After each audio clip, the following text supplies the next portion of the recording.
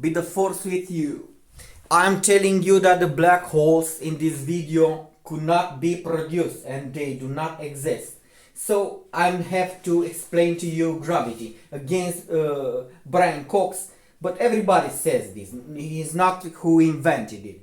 There's a supermassive black hole at the center of every galaxy. Yeah. But there's also other black holes that aren't necessarily in the center of galaxies. Yeah, so these little ones, well, little, Little. they're a few times the mass of the sun, and they're from collapsed stars. So they are stars at the end of their life, very bigger than the sun, more massive than the sun, but they run out of their fuel and they start to collapse because gravity squashes them. And if they're sufficiently massive, then there's nothing that can stop the collapse. And so they collapse, as far as we know, to a point, right? Essentially an infinitely dense point. We don't really know what happens we don't know what happens right in the middle. But they collapse to such an extent that there's a region around it from which light can't escape. And so nothing can escape. And that's a black hole. So I am telling you gravity is not attraction. You saw about Brian Cox, he says that it is attraction. So I'm telling you the force is very complex. Newton force. Force equal mass times acceleration. It is a complex force. You must understand this difference. I pull this towards me, you see, but they keep this distance. But it's not approaching. And with me. And if you make towards you make small the distance, but if you keep the distance like this. So it is now from the Newton book, the example, a horse pulls on a rock and the rock pulls on a horse. This is equal opposite forces. This is the law. Very important. You do not understand. So when I pull this pulls on me, conform to Newton. The horse pulls on this and I pull. But you see that the mass does not produce the living being, the horse in that case. Not the mass produces the force. Because the force is defined by space, time. So this implies a movement. So a mass cannot produce the movement by itself. This is gravity. The gravity is a circular case of the force. If you want to understand, watch my channel, supplementary. But I put for you to understand this wipe.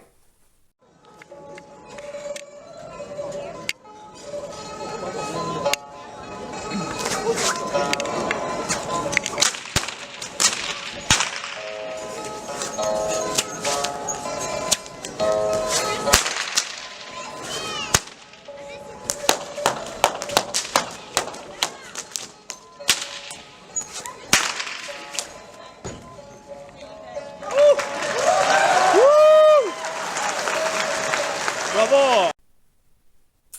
So this wipe, it presents to you how complex is the force. The force has many cases. Newton says you put this force in many cases. 2 bodies, 3 bodies, 4 bodies manifestates with force, mass and acceleration. In a particular case of the solar system you have G and you understand. So gravity means a rotating force, field by area. And the mass does not produce it. So supermassive black masses does not produce anything black. It is a big mass.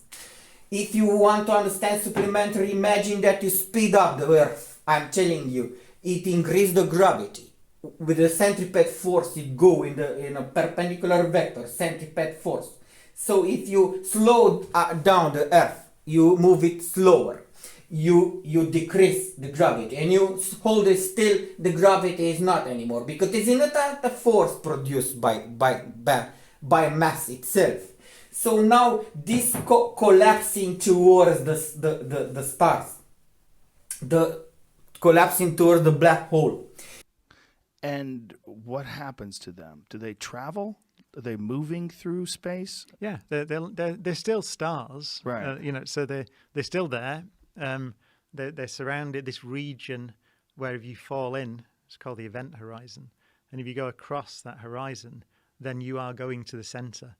There's one way of thinking about it, which is quite cool, which is that the time and space sort of flip is one way to think about it. So in the same way that we are going into the future now, so we're going to tomorrow. There's nothing we can do about it. We are going to tomorrow. In the same way, if you fall in across the event horizon of a black hole, you are going to the middle, the singularity it's called. So that's your future.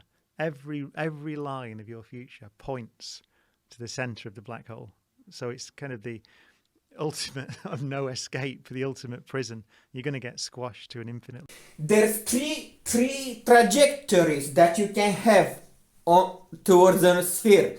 A parallel one, in a case of a parallel, it is a tangent, a parallel to a sphere. If you have always a parallel, similar parallel is another circle, a bigger circle. In a second way, you can go from a sphere another direction and towards it. So when you have a speed in space on an object, you have three trajectories possible towards the object, towards the sun. So you have a speed, sun not attracting you. It is not his fault. You would go towards him with a speed, or from him, or a tangent one, like this Earth makes around the sun. This is a tangent or tangential, always another circle. You see, and this is describing. This were describing a force field. In all directions there's vectors like pulling, I told you, like pulls, like this. So if you want to understand, I pull this and he pulls on me. I hit it and it hits on me. So this force, you see, I can vary it even, or the same mass, you see. So this force will not produce anywhere a black hole. I'm telling you, any material will break. Any known material. If you have a bowl of water, you split it in two. The centripetal and centrifuge force will act in the middle, will combine like a scissor and will cut the material in half. So how can you obtain a speed of something similar with the speed of light, that to curb speed of light to go inside? How? Because any known material. And how do you accelerate? You must have a motor. You understand that if you have a spin with some speed, known speed, earth speed, or the sun has a spin like this, how can you accelerate the sun? You must produce a motor, an engine of acceleration. So what is the engine of acceleration? It consumes fuel. It consumes fuel to accelerate it, and the fuel goes where?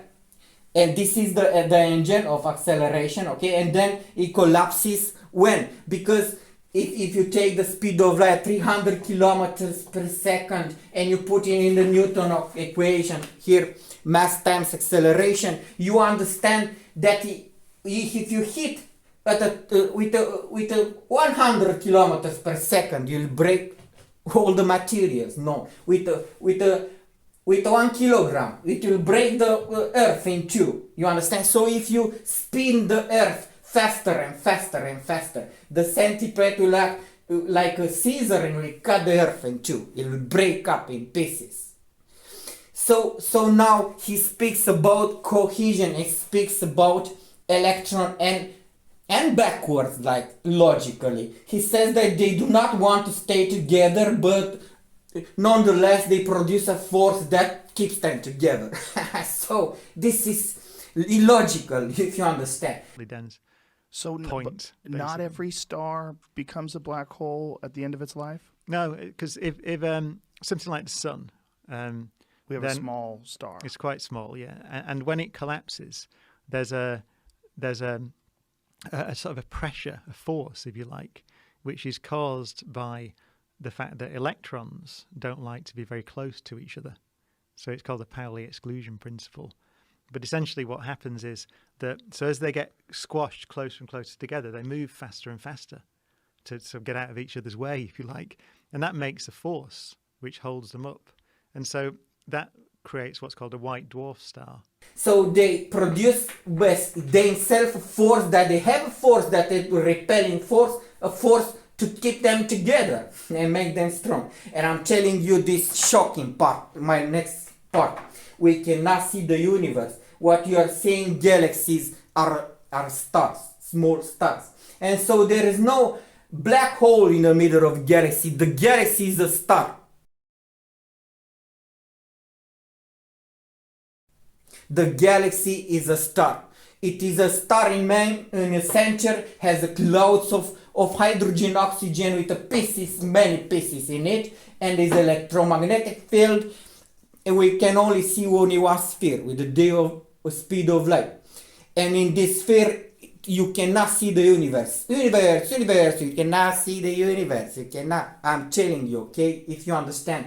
This sphere is surrounded by clouds, black clouds, ordinary matter, not dark energy or dark matter, and we cannot see beyond. And this sphere being one day could not have big stars, and they are false big stars physically, but all the stars, I'm telling you, even if it's shocking, they are smaller than the moon. Million, billion, trillion of the stars are smaller than the moon. Okay, so goodbye, God bless. I put for you, if you do not understand, the boomerang. Beautiful.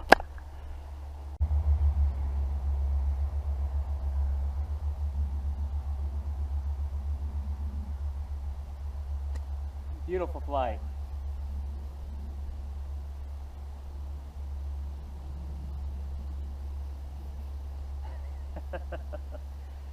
Goes around a tree like this, and the tree does not attract him, and the boomerang does not produce the force. The guy produces the force, and the boomerang is not attracted by the guy, although he makes a circle. But if you want to maintain this boomerang, you must hit it again. You must throw it again with a force, imprime a force, because the force will consume. So this is the case. If you suspend this above the earth, this is gravity, okay? So the gravity is wrongly understood and is put in this back anything that they want to. The gravity is making expansion accelerated. The gravity collapses to galaxies one to another, although they do not attract their static pieces one close to another galaxies. Okay, the gravity must be understood. That's why I explained to you, even though I am insistent.